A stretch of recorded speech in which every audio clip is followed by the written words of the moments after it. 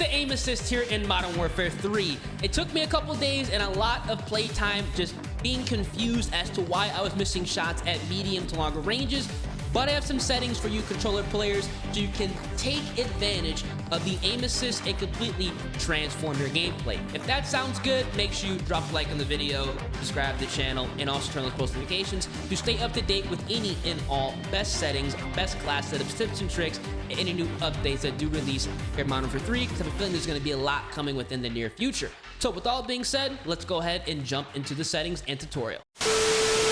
Alright, so as you guys can see here, I do play with an Xbox Elite controller on PC with one paddle on the back set up for jumping. Definitely one of the absolute best controllers on the market. If you are thinking of picking one up, I do have the product linked at the top of the description. It does help me out.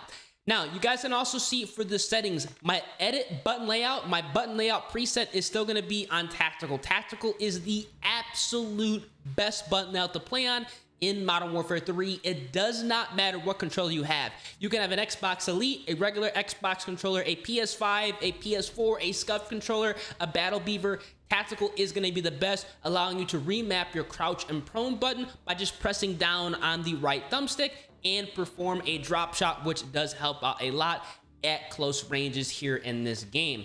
Now, I do recommend going ahead and turning off your vibration. This is going to be even more important here in Modern Warfare 3. Aim assist is already kind of weird. The time to kill is longer. We don't want to have anything that could potentially throw off our aim and accuracy at longer ranges, because that's what's going to matter here. Now, these settings are kind of flipped from the last settings I recommend, but they're gonna work even better in this game because the aim assist is a little bit different. So vibration, a setting I recommend turning off. I used to say that you can turn it off. If you still like vibration, keep it on. I recommend shutting it off completely. Now for the dead zone settings, these are gonna be specific to your own controller health. The newer your controller, the less stick drift and that nature. Now for the aiming, this is where things get very different and you need to make drastic, and I mean drastic, changes to your setting. For your sensitivities, you can either run it within the 4-6 window. I'm actually about to go ahead and reduce my sensitivity down to a 5. I used to play on 6 in Modern Warfare 2. In this game, because the aim assist is a little bit wonky, 6.6 is good, but I do believe I will be even more accurate playing on a 5.5 or maybe even a 4.5. But for the tutorial in this video, I was running a 6.6, same settings as I have been since this game has released. Now, I did make another change here. My ADS sensitivity in multiplayer has now been reduced from 0.75 to 0.65. You have to do this in this game. If you're wondering why you can't take people out at medium to longer ranges, this is going to remove any and all stick play in your right thumbstick, making sure you can take people out and stay on target at longer ranges a lot easier. 0.65 feels like 0.75 in Modern Warfare 2. It's weird, but I do recommend you guys going ahead and making the change. Now, this is where things get crazy, because it goes against everything I've said for the past 2 years about aim assist. Now, your aim assist response curve type. Previously, I always recommended playing on standard. Dynamic in Modern Warfare 3 feels like standard in Modern Warfare 2. In Modern Warfare 2, the aim assist was working. In this game, it doesn't feel right. It's weird. There's some instances at longer ranges where I'm missing shots, and I know for a fact I should not be missing shots. Dynamic is actually going to slow down essentially the stick play at longer ranges as you are getting on target. Now, on the standard, it would be the reverse. You want to kind of flip it. Here in Modern Warfare 3, you want to be on target after you start shooting, because that's where the aim assist is going to start kicking in and how you're going to be able to abuse it. You're going to see in the tutorial exactly how effective dynamic is and how much more accurate I am on dynamic. Now, make sure you make this change. Again, it goes against everything I've been saying for the past 2 years, but we have to make some drastic changes in this Call of Duty. Again, everything else is going to be the same here. Obviously, I've switched to aim assist type is on Black Ops. I used to play on default. Again, against everything I've been saying for the past 2 years, but Modern Warfare 3, it's technically Modern Warfare 2, a DLC, but it definitely does not play like Modern Warfare 2 whatsoever. Black Ops aim assist with dynamic is going to be absolutely crucial to be on. Now, for the gameplay, obviously everything else here is going to be the same. I've not made any changes. My automatic tactical sprint is turned on, and I do not recommend making any other changes under this category. Now, we are going to go over to the graphics, and what you're going to see here, we're going to go over to view. Your FOV, you want to play on the 100 to 120 FOV range. This is going to allow you to have less visual recoil and also see more of your screen. Now, again, to kind of take advantage of the less visual recoil, I know they actually toned it down here in Modern Warfare 3. You want to play on Effected. Sometimes when you boot up the game, it's on Independent. Effected is going to mirror what your FOV is. So if you're running a red dot sight, slate reflector, iron sights, that picture is going to be, let's say, since I play on 120, it's going to be on 120 as opposed to the default setting, which you absolutely do not want to play on. That's going to be throwing everything off. Affected 120 FOV is going to be absolutely amazing in Modern Warfare 3. And these are the settings you definitely want to go ahead and run when playing this game. Now, before you actually go ahead and jump into a public match, I highly recommend jumping into a private match against recruit bots to understand how to play the game on dynamic versus standard. This is going to be crucial because you want to get as many repetitions in as possible, and playing in private match against recruit bots is going to allow you to understand the aim assist at your own pace without getting frustrated. That's a huge tip that I feel like a lot of people are not taking advantage of. They jump into a public match, they get destroyed, and they wonder, yo, what is going on? I immediately got back into a private match to figure out exactly how to utilize the aim assist with dynamic, which honestly is amazing in this game. Now, we're still gonna be taking advantage of centering as well as snap aiming. I'm gonna quickly go over exactly what that is and how effective it is, actually even more effective it is on dynamic. Now, once you load up into a private match or a public match, if you just want to jump into a public match, you can if you want. You're going to be seeing a white dot on your screen. Now, again, the white dot is going to be at the center. This is the white dot you want to focus on. This is going to be the focal point of your aim assist. This is going to be what's going to be locked on to what your game is going to essentially lock on your reticle to, your iron sight to. This is how you want to go ahead and kind of have your orientation set up. Wherever your white dot is, that's where everything is going to be focused on. So you want to make sure this is going to be at the center of the screen or in the general area of where you think enemies are going to be coming towards, so you're always ready to go ahead and abuse the aim assist. Now, snap aiming, you're going to be seeing that right in a couple of seconds. Now, you guys can see here, this is why I recommend going into a private match. Now, look at this.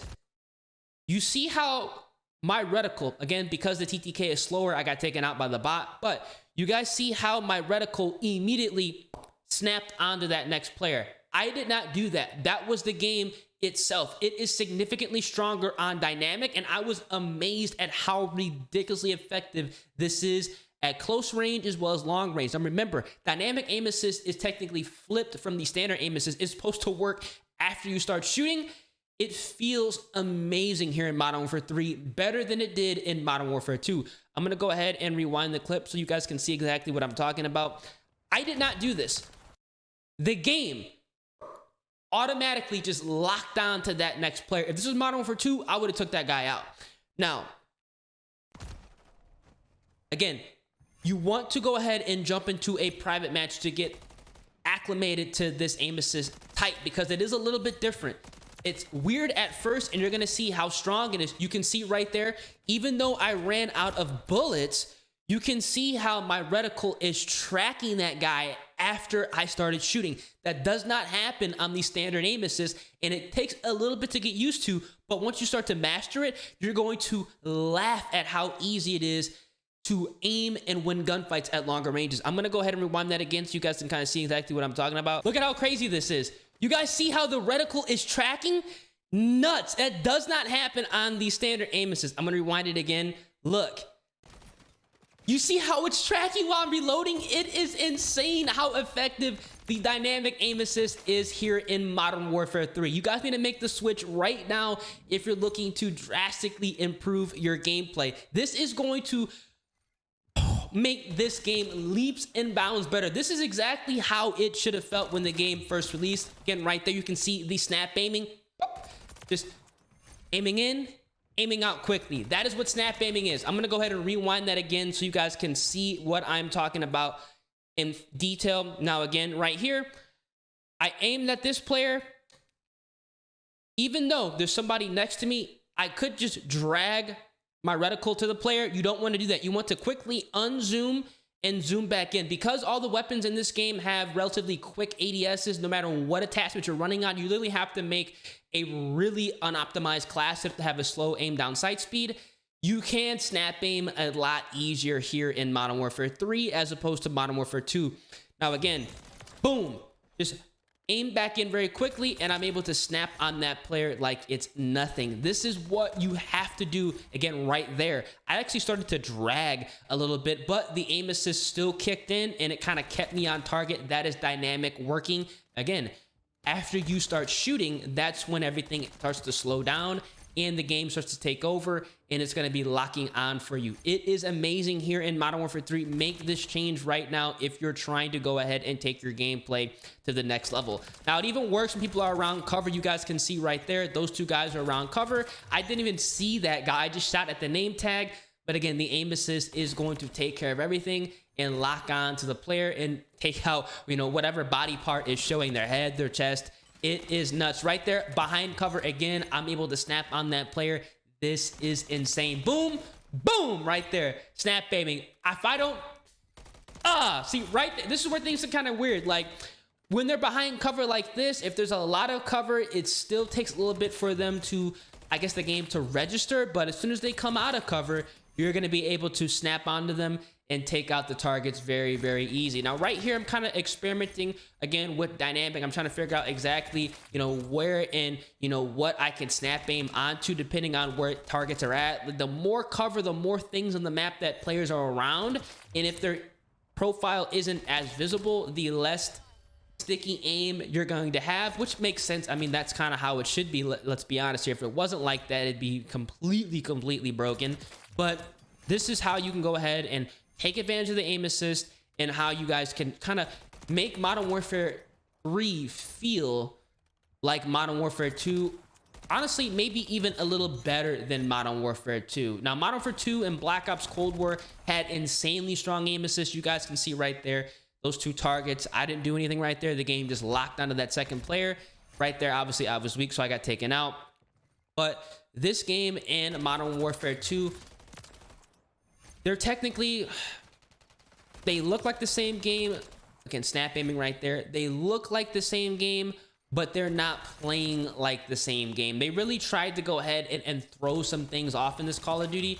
Right there, you guys can see with the snap aiming, 3 targets on screen. Obviously, I'm not going to go ahead and drag. I'm going to go ahead and boop, boop, boop, boop, and take those players out. They tried to change some things up. Some things I wish they did not touch, but at the end of the day, I do feel that these settings here, dynamic and Black Ops aim assist, I don't really like running dynamic in Black Ops aim assist. I would prefer to run default aim assist right here. Right here, I'm kind of figuring out, I'm trying to test out exactly what I can and cannot do as well.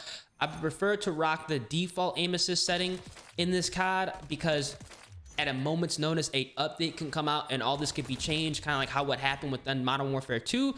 But as of right now, because of how the game is playing and how just wonky the aim assist is, I'd rather just go ahead and use and abuse this method. I'd rather have my fun. I'd rather have the game actually work how it should work, as opposed to just playing and just kind of getting destroyed at longer ranges because, you know, I'm quite literally losing aim assist.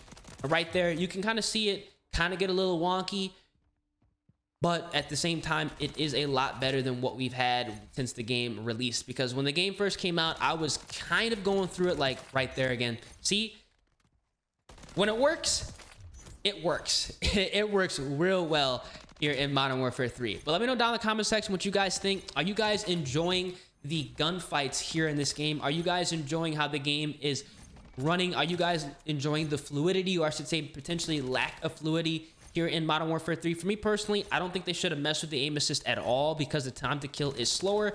It was unnecessary, but at the same time, we're just gonna have to adapt. We're gonna have to make some changes, adjust our settings so we can go ahead and beam people across the map. Again, right there, snapping on the targets like it's nothing, like how we were within Modern Warfare 2. If you guys enjoyed the video, again, right there, this is where I'm starting to get the groove. You got to play the private match to get the groove and figure out exactly what's going on. So if you guys enjoy, make sure you drop a like on the vid, subscribe to the channel, turn those post notifications, and I'm snapping on these guys right now, man. Woo! I'm gonna catch you guys in the next one. Deuces.